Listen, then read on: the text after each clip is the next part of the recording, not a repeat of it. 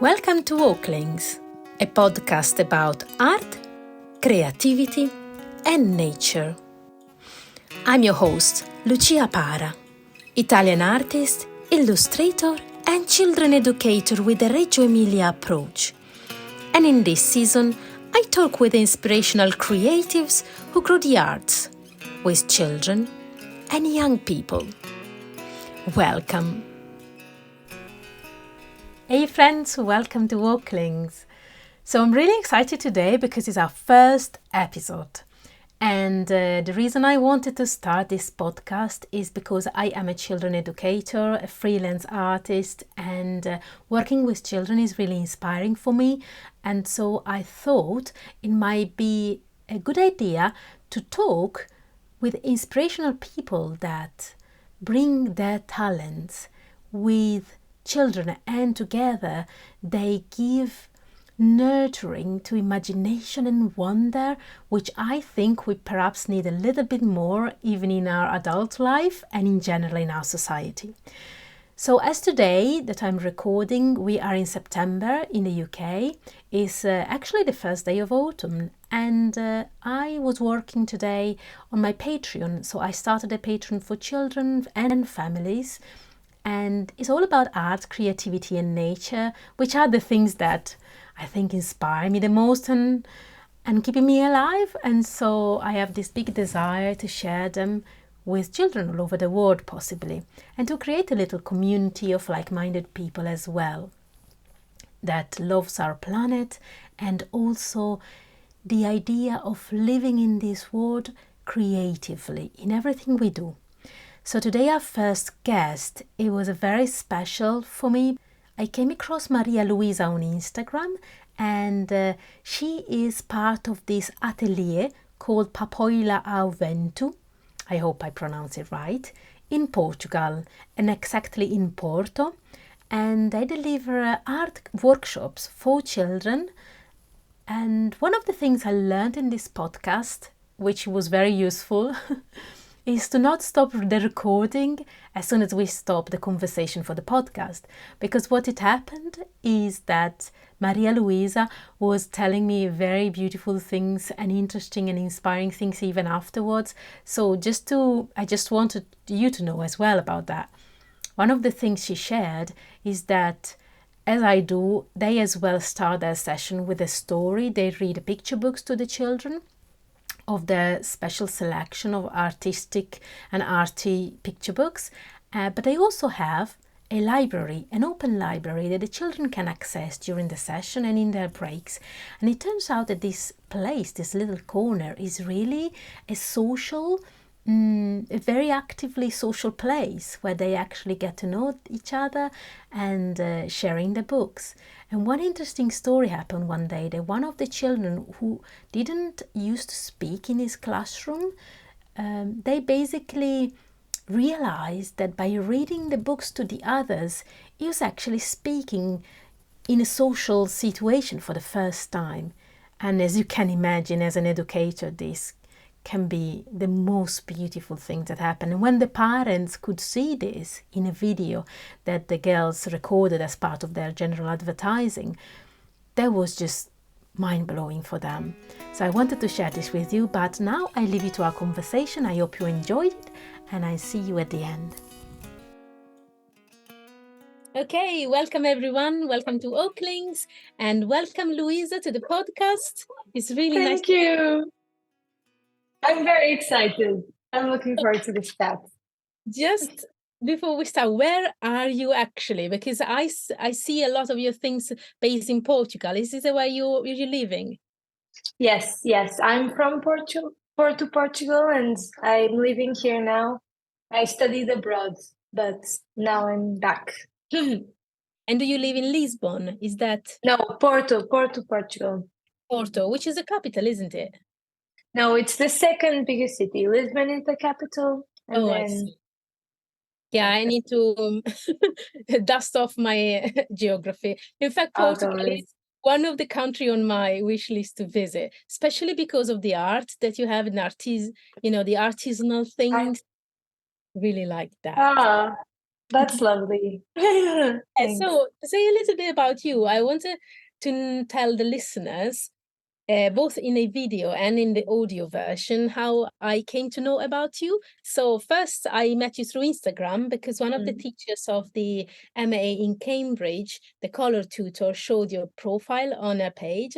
And for the people that don't know what the MA in Cambridge is, that is a master degree in children books illustration, and that's what I also try to do. So I was following her. I went and checked out your page, and straight away, the first thing I saw was this reel about activities with children. And I still remember it had jazz music that I love at the background. So follow with the music. And it was just this kind of magical vibe, very upbeat. And it gave me a lot of, in a moment where I felt a little bit, because as educators, sometimes we can run out of ideas, or we can run out of energy or fuel or fire inside. And it gave me that, sparkle of motivation and inspiration. And then I started following you. Oh, that's so lovely. Thank you.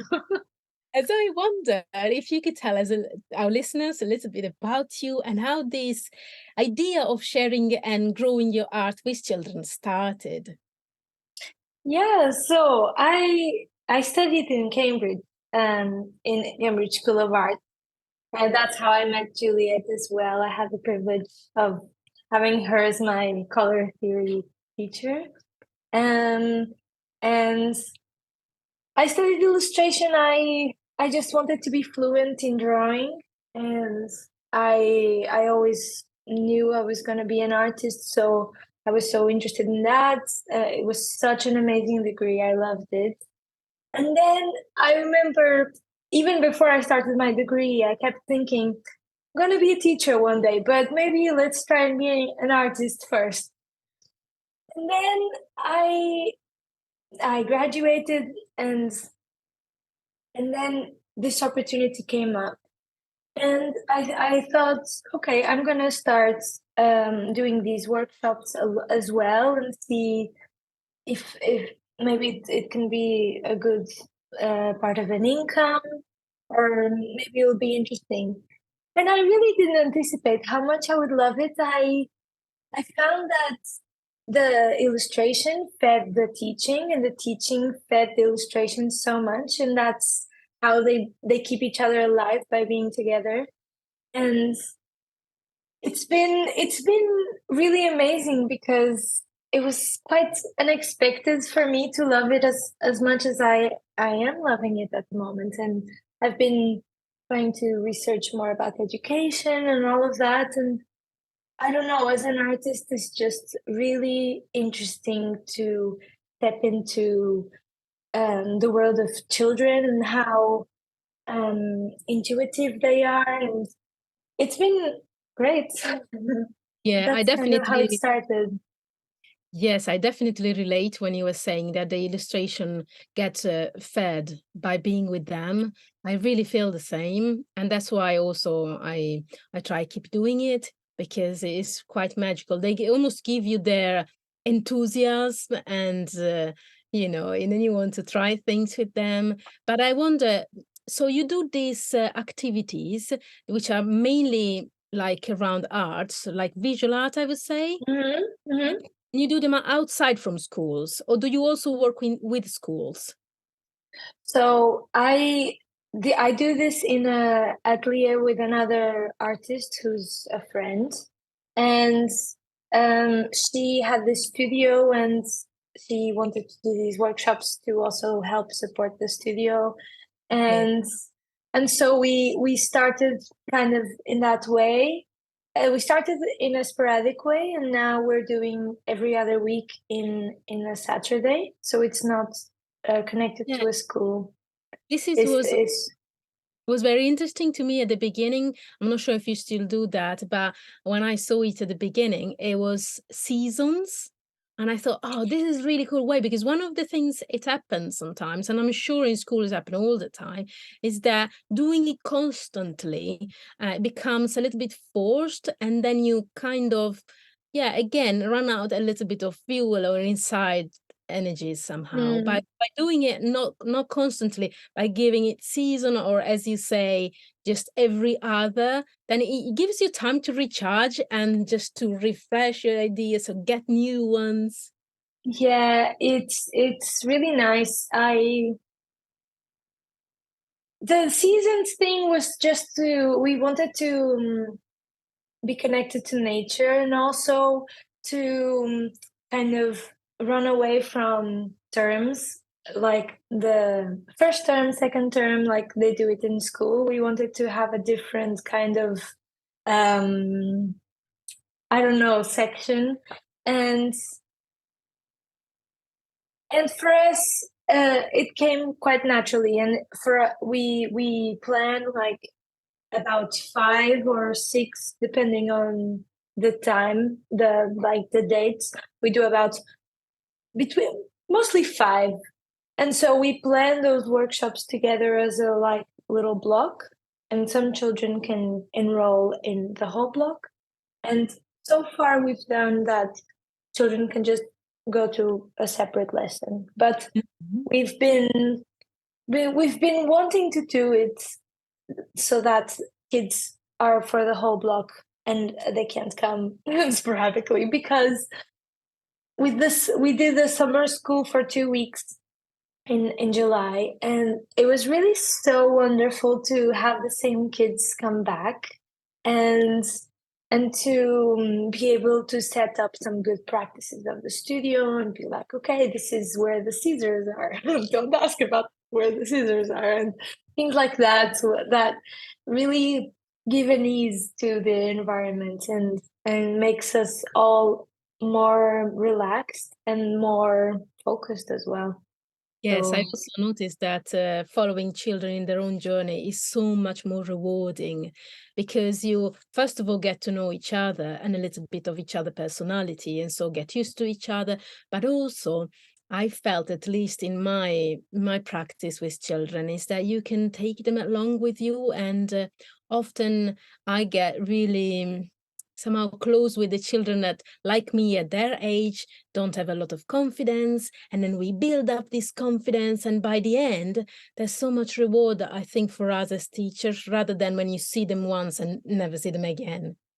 yeah, no, it's really great. We have some students that, for example, their parents are not from Portugal, so they at first I was speaking to them in English, and now they're like starting to speak Portuguese, and it's really lovely. And some kids who their parents are not artists and they like it, but they need help to like come up with good ideas and like interesting material that will not be a stereotypical drawing. We try to really run away from, the kind of drawings that kids do at school, or that parents who don't understand get them to do. So we try to provide that more unexpected kind of exercises, really. Yes.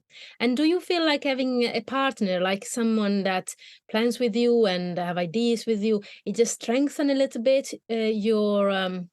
your practice in this thing? Or do you find it sometimes difficult? Because for me at the moment I'm doing it by myself, and I would like to find someone that thinks in the same wavelength, that I could, Mhm. not rely on, but somehow strengthen each other and give each other, like this inner Yeah, magic that we need. yeah, and bounce off of each other. Like I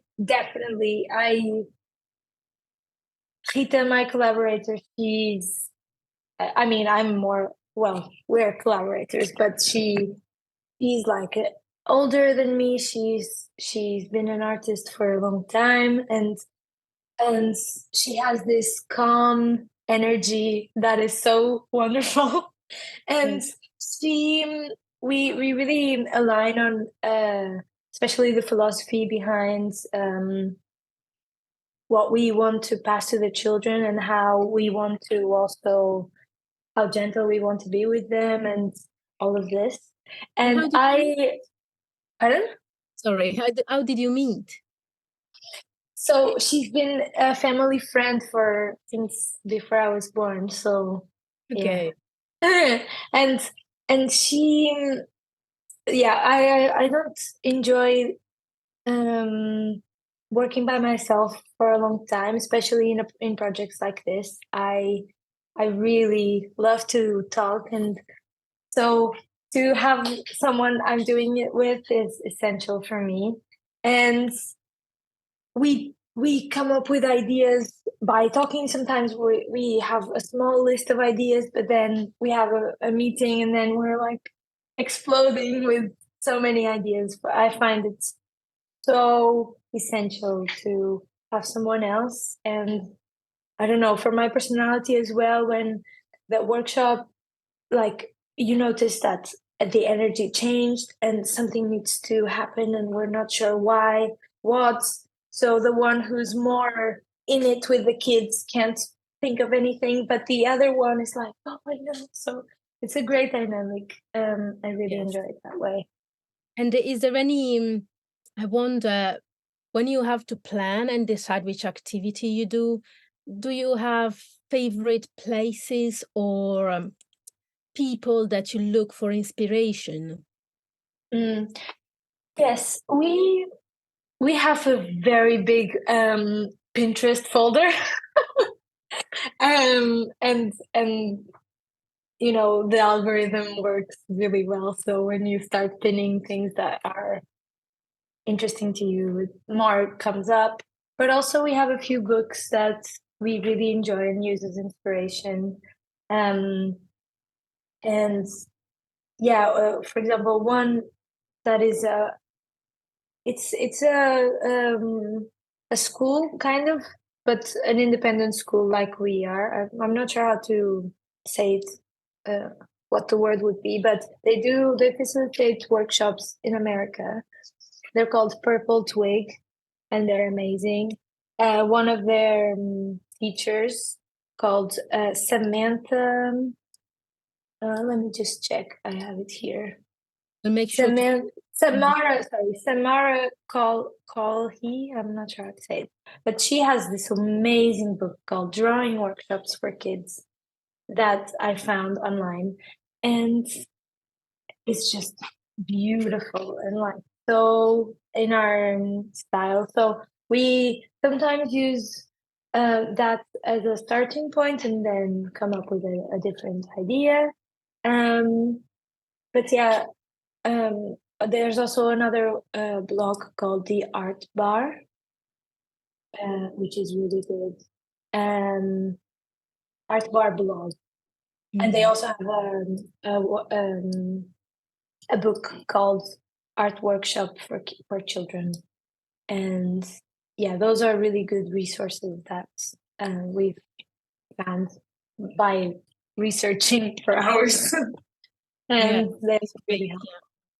I'll make sure to put this in the notes so that people can check them out. And is Mm. any like inspirational person that you sometimes look for, not only for ideas, but sometimes when you need to be motivated in doing this? Mm. I think it's these blogs really, and then also sometimes things that are a little more, they're less related, but for me they're connected, which are some podcasts I also love. For example, the Creative Pep Talk. I love that podcast. It's really famous and it's just wonderful about creativity and how to explode, Yes. with Yeah, this is exactly um, what I had in mind because I feel like here we have to feel our own well before we can feel someone else's. So yeah. for example, I also have like the Reggio Emilia approach, and when I read books of Reggio Emilia schools, or when I went to Reggio Emilia in the International Children's Center, I exactly feel my heart with a with fire in it. And Oh, read these, and I say for me, Reggio Emilia, but many others, you know, it's like yeah. your advisory board of people, even if they're not alive anymore, it doesn't matter. Yeah, yeah, definitely. Also, we love the Reggio Emilia approach as well.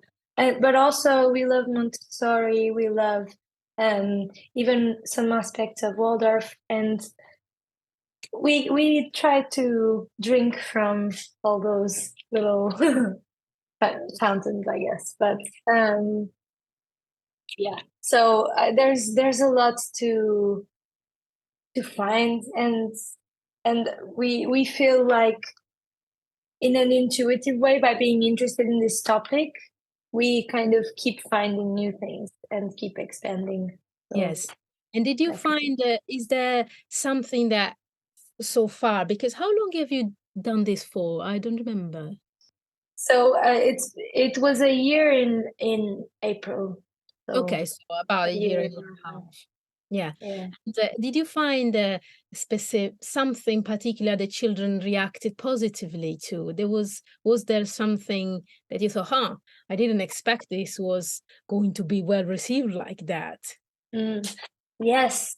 Um, the kids love different of scale, so they are that is such a big trigger for them in a good way.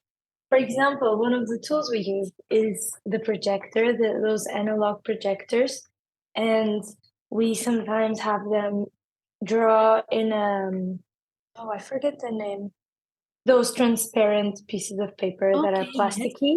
yes. Estats, est, I not don't sure. even know the name in English, but I know what you mean. Yes. So, and we have them draw on it and with a special pen, the permanent pen. And then we have it projected in the wall, and they lose their minds. They love it. And then we have like these wrappers from like Quality Street kind of chocolates that are colored. And then we also put that in, and they love to interact with that.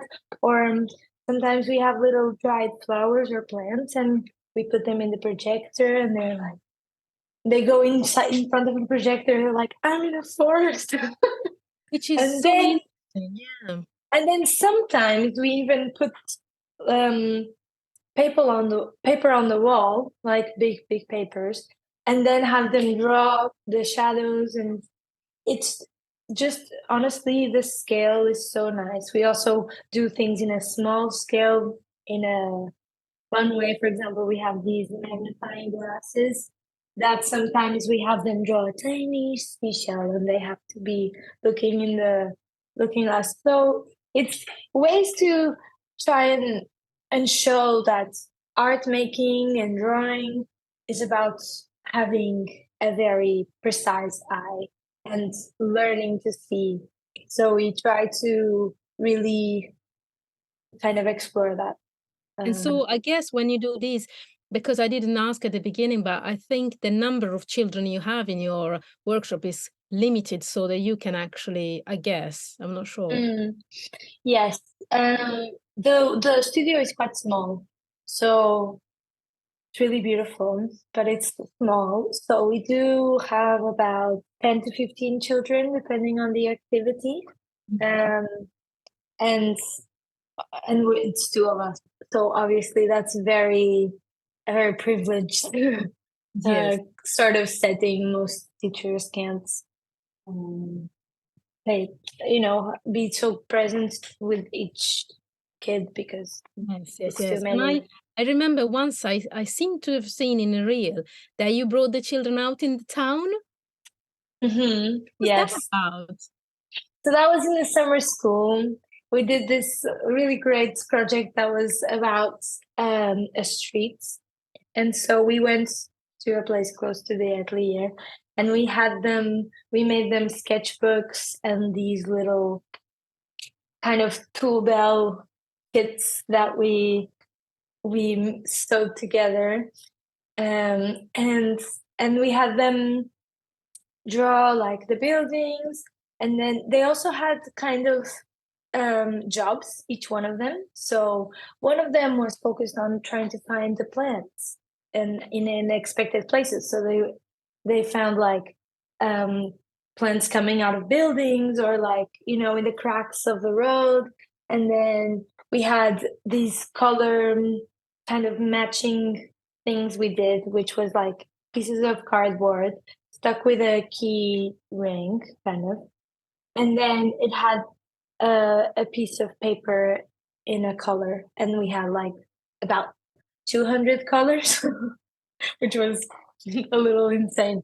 And then we had them, for example, oh, what color is this wall? And they would go to color match. the color match it, and then it had a number, so they would annotate it so that in the studio they could mix that color. And they drew all these things, because then after they made these little houses, and like a puzzle, we tried to encourage them to match an element of this house with an element of this house, and kind of like For a the people that jigsaw haven't puzzle. seen that, it was a 3D houses. Yes, it was a cardboard, 3D houses. And it was a part of the summer school, so this was a long project. So there was time for long project. A week is not that long, but for us that we always do one morning, it's a For lot. the summer school, did they come every day? They came every day for 5 days in the morning. And then another week they came in the afternoon for another 5 days. But it was a different project on each week. So I see. For me, I'm not sure if I explained this very well. Yeah, it's clear. And for me, I noticed that one thing that I was really surprised that they reacted so well, which is I didn't really expect it. When I took a lot of cardboard boxes, which in many books you hear about these loose parts to play with, and it didn't require a lot of preparation apart from finding the cardboard. But they really reacted to those, because I wonder if, especially when they go to school, they are not used to be able to do whatever they want with something. And so being left for 2 hours completely free of inventing their own words. But I also noticed that it's always useful if at the beginning, together with giving them these boxes to choose from, I show them some examples of what other people did with it. And so that in their mind, they have a kind of ideas to choose from, and to just as starting points to then take their own imagination in. Yes, definitely. They have less context than us. So even sometimes showing them artists, really famous artists, and allowing them to like kind of soak it up. We bring like big art books we have at home, or that we bring from the library about, for example, Rothko, and then they're looking, and we kind of try and let them really look, and then kids don't know these things yet, so it's so amazing as well to show them those things for the first time. It's I think I remember one time you did Sonia Delaunay, I think. That was so interesting, because when I was a child in Reggio Emilia, near Reggio Emilia, where I grew up, we did use a lot of painters, but probably Sonia Delaunay was not that brought up yet. So I wonder, how did they react to this type of work? Well, for them, it's kind of the same. They don't know if it's so famous or not so famous. But for them, it's all the same. But for that was in autumn, and we did all the sessions were about a particular artist, and we were trying to teach them about their thoughts, or their kind of process, and their kind of their thoughts about art, what they were trying to achieve exactly, not so much replicating the technique. So instead of trying to make a lookalike of Sonia Delaunay, they were trying to think what she was thinking, or what we perceived that she was thinking. So we were trying to teach them about rhythm, about contrast, how in each decision of color, what's the most contrasting color possible, and then trying to have them, trying to express to them how there could be like a more important point of the painting, and then ones that are more subtle, and how that works. And they're so open to learning about that. they yeah, and we love the results from that as well because it's so vibrant, so it really catches your eye. Yeah, and I think this approach to make them help them to think as an artist is also not very familiar with them because we're more used to let them show something and reproduce it. And but Mm. in only two artists could bring them into an artist's mind. I No, it's much more interesting, I think. I see online lots of art teachers just having kids also always recreate just the drawings. And I think we can be more creative than that. Because also, of course, when a child will try to replicate it, it won't look the same and it won't even, I don't, it's hard to explain it, but with the thoughts, they could actually get somewhere, and that could really change their perception. And yeah, and also it is about process more than the product, which mhm, often we get hung up, even as professional artists, on the product yeah, when it's the yeah, for sure. that Yeah, is. we try to tell them like this is not to make a pretty picture for your cousin. This is, we're working. Yes, yes, yeah. Which I think it And makes them feel. I think it makes them feel a little bit like an artist, and must be such a special feeling for a child, you know? yeah, I think so. I think it's like a private joke. They're like, other people will not understand this, but I know. Yeah. And um, I wanted to ask you, I don't know if there is there might not be any, but I suppose that if you do things a lot, maybe sometimes things don't work out as you plan. So I wonder if you have a story or some moment where something didn't really go as you planned. um, yeah, I think uh, I'm not sure if I have like a fun story like that. I have moments where a child will come to us and they're used to a very authoritative kind of teaching, and they're used to, kind of sit down, drawing the line, and that's it. And those children have such an there's an adaptation required because we're very smooth and like, oh, we're doing this, we have this exercise, but see where it takes you. And they sometimes kids come to us very like, oh, where's this, asking lots of questions in a not in a curious way, in a insecure way. Mm. and and it's so interesting to see them relax into themselves when they realize that there's no one solution for most things we do. So it's it's great to see them ease into it. And yeah, we really notice a big difference in some children when they come like for the third time, fourth time. They suddenly are quiet. they are they are focused as well. They're not fidgety. They can enjoy, they can delight in what it is to paint.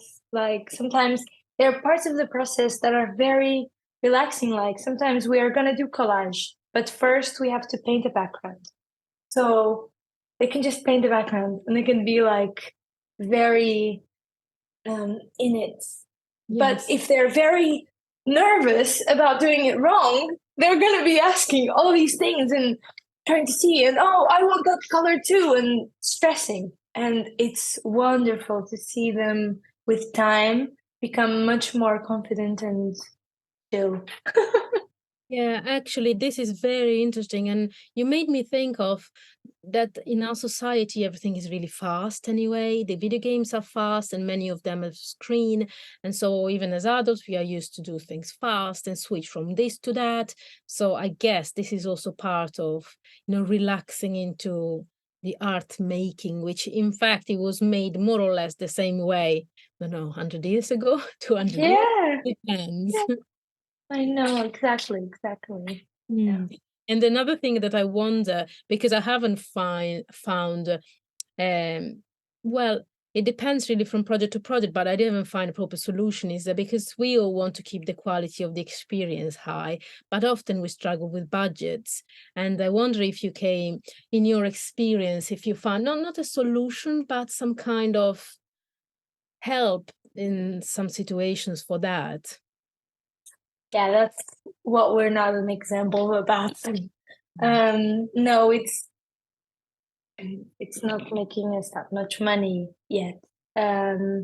Because as well, we can't occupy the studio that much because it's Rita's workspace, and she's a photographer and she has to do other things there.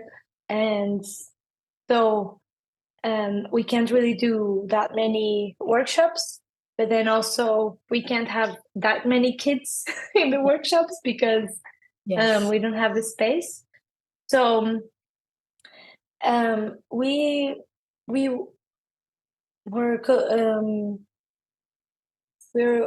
we're trying to collaborate with some schools because we thought that could be a more kind of sustainable way to have students, because I find that one of the most exhausting parts about this is to keep promoting it and trying to get new people to come and always being on Instagram and all these things. And it would be easier to have these students that are already there and you Yes, just yes, yeah. go and just do this, which is what we're interested in. But as well, sometimes the things with the schools are more, they're not very well paid either. Yeah, exactly. So That was what I was going to say. I did start inquiring, but they have even less budget. It's just like, yeah, but so in different countries it's different. But in a way, it's not as bad to know that we're not alone in this struggling. That it's a common struggle between this yeah. type of work, because it's the same for me. I mean, I'm on an island, but it's not that small, but it's hard to recruit and have. Combining Mm, pricing with what you offer, and then the other thing that I was curious is that I have not found yet a way that I could use like environmentally friendly materials that are high quality, and I wonder if you gave thoughts to any of these, like how to waste less or how to find mm, that are more for our hairs, more kind to our hairs or something. mm. Yeah, I think, well, both me and Rita are collectors, like you can see in my background. I have lots of stuff and we don't throw things away. So the children do some backgrounds, do some collages. We save papers that are this thick. Mm. And Yes. then we do use it. And for example, for the color swatches that I was talking about earlier, that was all cut. The color circles were cut from magazines and newspapers that we have like a big file that Mm. we didn't buy. We just save the ones that we find. But we try to also bring attention to that, to the children. I think it's a bit, we believe in a more holistic kind of education. So we're teaching art, yes. We're teaching language, yes. We're teaching critical thinking, yes. We're teaching even these kinds of morals, and um, and no awareness. I guess we're always trying to train their eyes, like notice, notice this, notice this, and um, yeah. So we encourage them to not like use the whole thing of paint. Um, yeah, things like that. But mostly the not throwing things away and trying to reimagine work. And they often see a background that they did a few weeks ago then being used in something else. And we think that that is valuable thing. Even the colors in the projector are from trash, So It was a very lucky trash find. no, just when we eat the chocolates, we don't throw away I mean the. those. I see, I see. I thought the projector, but Actually, yeah. I meant the colors. I meant the colors, not the projector. Oh my god, no, no, we bought that. And is there any project of the one you made that you particularly enjoyed, that was particularly fun for you or inspiring for you? Oh, wow. Um, hmm. Yes. I It's hard to choose really. For me, it was when I did in April this year a workshop about color, because as you are, I am a big mm, lover, and when I saw the children so silently and just in the flow, mixing some browns for like oh, alcohol, I was just Juliet would be impressed. proud. Yeah, she was actually, I think. And so finding the joy of mixing colors and give name to colors, something that they probably have never put much time in. And because it is a subject that I'm already very interested in, that is Mm, probably the one that I enjoyed the most myself. mm. Yeah, I loved the second week of the summer school where we did this project about bugs, Mm. and we made them really big and kind of, not realistic. and and we did a stop motion with it. That was really fun. I think it's great to show children how to use, our phones in a creative way. And the stop motion was all with our phones, and they were so excited to learn that they could make this magical thing with a tool that they have so much, and that is so kind of demonized. And I don't know, like it's a great tool. You just have to use it in a creative way. And yeah, that was really great. I think that it was, yeah, really good for them.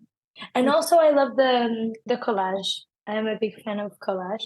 So we did this project about surrealist collages, and so we had them come up with a dream, try to express that in these collages. That we had some materials like, some plants, some eyes, some things already cut out, and then they also had magazines.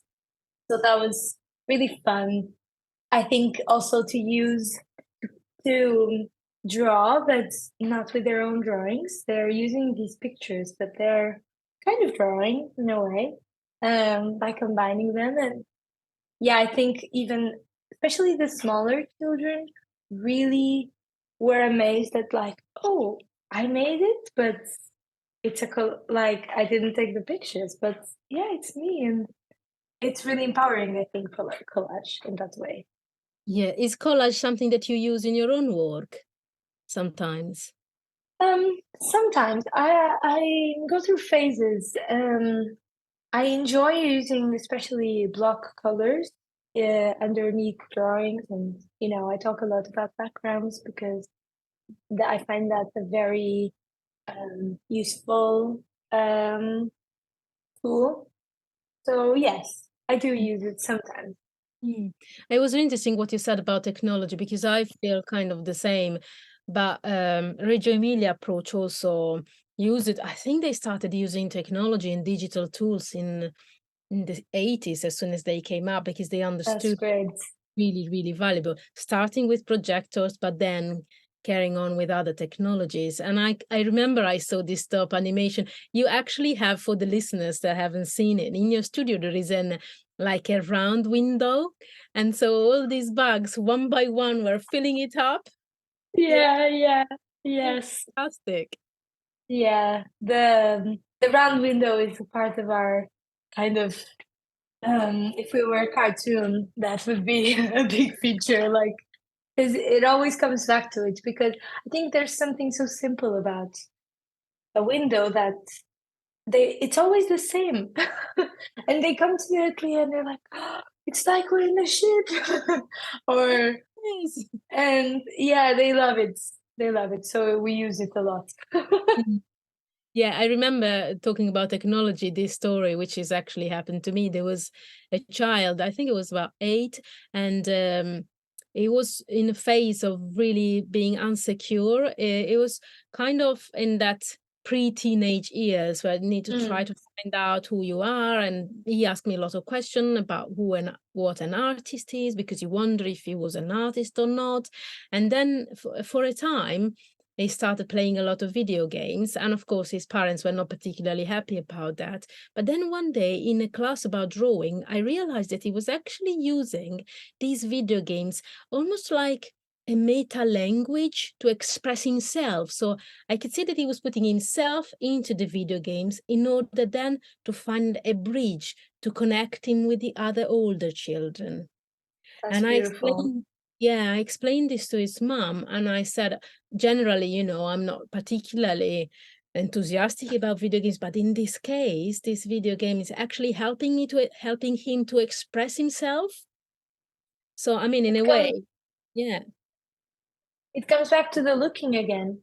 People have to look and try to notice um, exactly what is there, because it could be just a numbing yourself kind of thing, but it could be a creativity thing. There are some amazing games out there, and yeah, yeah. they And could be. also, yeah, just to see it as a tool, because in this case, it was a tool. That he was using it as a tool to express himself. So I thought it was really interesting, see, for me especially as an educator, to see and maybe challenge my own judging about things. Mhm, mhm. It's important every time we learn from things as well as they learn.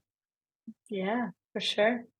And is there any project that you're looking forward to do, to work on in the coming season? Did you already have ideas for what you're gonna do? And Um, yes, we are excited to come back in September. We are gonna start doing the classes in the way I was telling you about, that the children. It's a set group, so that's oh gonna be yes, like exciting. a block of sessions. Yes, Mm. exactly. Hopefully, and um, yeah, we're interested. I think autumn is always so inspiring, and it it's endless. There's so many amazing activities to do, and yeah, we're excited to do some things in the park as well. To We have this big city park, and we're excited to take them there and have them at least once a season to be there for a session and kind of realize and notice the unexpected things that the season offers. And is the park somewhere far, or can you walk there? Um, we can walk, but it's about a 20-minute walk. So with children, I'm unsure how that will work. Because that Perhaps it will was, be yeah, that's one of the things that. special maybe sessions that are in the park and the parents take them there. That's what we're planning. Um, but yeah, it's so exciting because there's gonna be so many mushrooms on the floor and the leaves, and then there's lots of eucalyptus, so it smells so strong, and we're excited to do some things outside. I guess in the autumn, does it get really cold where you are? Not so much, not so much. It does rain a lot, but um, yeah, we don't have very cold winters or a lot. Mhm. One We of the consider it cold, but now that I've lived in the UK, I know it's not cold. Yeah, well, UK, I suppose I'm Italian, so I don't know. Maybe I speak also as a stranger, but mostly it's humid, I think. And also where I live, we're lucky because we are at the very end stream of the Gulf. I Hmm. don't know how to call it in English, but it comes from the Atlantic. So our Yeah, weather yeah. is much milder than in the mainland. But yet it can be very humid because there's water all around anyway. one of the things that I wanted to ask, if you noticed, I don't know if these children that come to you already know each other, but did you notice friendship coming and bondings happening? Yes, definitely. Some kids already know each other, and we have often kids come with their sibling, so that often happens. And we try to kind of get them with children that we think would be a good fit, um, in a discreet way.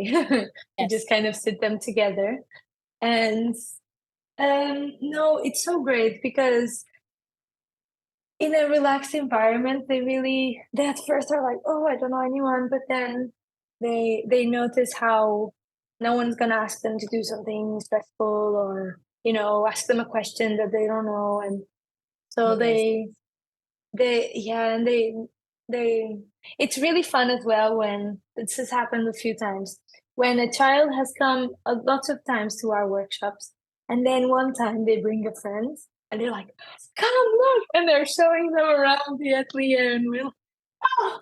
Yeah, you know what? I think this is really special because I noticed that when that happened, the child that brought a friend, he get almost all of a sudden he has emotional ownership of the place because he has or she has to tell where the things are, what the things that you do are, and all of a sudden, this is the place. Is it his place? Is this his thing? Yes, And yes, it's beautiful. yeah, it's great. It's so great as well. Like, this happened once with a child that was very shy, and we're always like, I'm sure if she's okay and stuff. And then her parents would say, "She's loving it." And we're like, "Okay." And then one time she brought a friend and she was like over the moon. And we're like, "She does love Yeah. it." Yeah, actually, you brought up something interesting about feedback. I think feedback for us as educators is so important because, as you said, sometimes it's not quite clear if they enjoyed it, maybe because they have to think about it, or, it's their first time, and there is a lot of this emotional side, and maybe they are trying to Mhm. work out. And so it's great when parents can give you, the feedback that perhaps also helps you steering the things in a direction or another. I think this communication. Yes. Do you communicate with parents at the end? Do you tell them? Yes, we do. And also I find that they love to watch the reels with the kids. And it's kind of a starting point to, "Oh, that's amazing. I didn't know you did that." And then they explain. And sometimes some parents are wonderful. They will text us pictures of the child doing our exercise, but in at home, like repeating it by themselves. Yes. Or like, for example, we did a workshop where we drew with coffee, with a coffee spoon, and then they were at the coffee shop with the parents, and they were just drawing, and I was like, Yes, yes, yes. And this is "It's another really example lovely." where actually technology is useful because I know that even in school now they're using communication groups for the parents, but the difference between a photographs and a video where you actually see them engaging with each other is Mhm. massive. And also the way you make your reels, that is so particularly brings out the magic and the atmosphere of the place. I Mm. suppose that, more than advertising is also for parents to, be part of it. And also, it's a portfolio for us. It's like we've done it for a year and a bit now, and we can look back on it, and a school that is thinking about working with us can look through that, Yeah. Yes. like a lot of footage, and that is really helpful. And also for us to remember it more clearly, because we do these like little documents describing the activity and stuff for the future. But to have the images is so much better. And Rita is, because she's a photographer, she's so amazing at capturing it. That's why I'm a bit more in the videos, because I'm less good at remembering to film. Yes. And Rita is amazing. So Yeah, and yeah. this reminds me as well about documentation. I think for myself, when I go home after the activity, and maybe I'm exhausted, but writing about it, for example, on Facebook to show what we have done, brings a sense of awareness, and I can phrase the activity for myself in a way that gives it value and Mm-hmm. context and importance that maybe in that moment when we were doing it, because so many things were happening at the same time, I think I was not losing it, but it can be outside and inside at the same time, or at least I can't. So Mm-hmm. it's easier Definitely. afterwards to just, when you are a little bit detached, to see what you actually did. I remember once I was doing a collaborative activity, and it was really hard for children to, because they had to cut their own drawing and share it with others to make like a puzzle type thing. Mm-hmm. Really hard for them, so I was more involved in how to balance and work with this difficulty. And then when I came home, I could phrase it for myself, like when I become the other, and all of a sudden the level of the activity went up in for me, you know. You're like, wow, I'm working well. This Yeah. makes sense in a like pedagogical way. And yeah, I Yes. think sometimes when you're teaching, you're just doing it on your instincts because you don't have time or things change and you have to kind of think on the spot. And then when you reflect on it, you're like, this was a great idea. For example, the other day not the other day, but in the summer school once, the kids were really needing something had to change because they were a little restless. And Rita just said, I think they should go and draw on the wall. And I was like, oh, good idea. So I started putting papers on the wall. And then she's like, but have it so they have to retip it to their own piece of paper to draw. So each kid had their paper and a different height. So they were like not on their tiptoes, but they had to be more engaged and more like intentional. Like, oh, I'm drawing this. This is a bit hard. And then the energy changed, and they were like, all in. And things like that, you kind of have to think on the spot. And then when you're writing about it and you're editing a video about it, you're like, great. Yeah. It's great when you can actually leave yourself to follow your intuition, because if you rationalize it too much, you might not be actually in tune with yourself and you might not come up with these ideas. And I think it happens when you're more relaxed and you trust the process. It's the same when you do art, isn't it? You need to trust the Exactly. process. And yeah, I wonder if there is someone that you could think that we could actually interview in this podcast, if there is any person that inspires you, or is there anyone that you can advise us to contact? Oh my gosh. I'm not sure. I mean, Rita, my collaborator, is amazing, and she has a very different story than me because she's in her 40s and she's like a very renowned photographer in Portugal. So she has a very different approach. Um, but also, um, I don't know the people I spoke about who have those books that I love. Yeah, so like the I purple twig, would be there was one, wasn't it? yeah, yeah, but that's a, a collaborative. There's many, but for example, Samara, I think would be a great. I would love to listen to that conversation. Okay, we'll try and get in contact with her. But it was really fun to hear all the things that you were telling us about, and I invite the listeners to follow the show notes, because they will be able to see all the reels and all the activities that you do with children. And from our conversation, I gather that your enthusiasm, even if it's 1 year and more that you do this, it's not gone away. So that's really, it means that you're Oh doing. yeah, I feel like I'm at the start. I'm even more excited than when I started. Yeah. Thank you so much. So can you tell our listeners where they can find you on the internet so that they can see your things? Yes. So I'm at ma.lu.ca on Instagram. And also the project is called Papoila, vento, which I know it's hard for foreigners, so it will be on the show notes. Yeah. And I also have a website, which is Maria Luisa illustrator.com. Which is for your artistic work.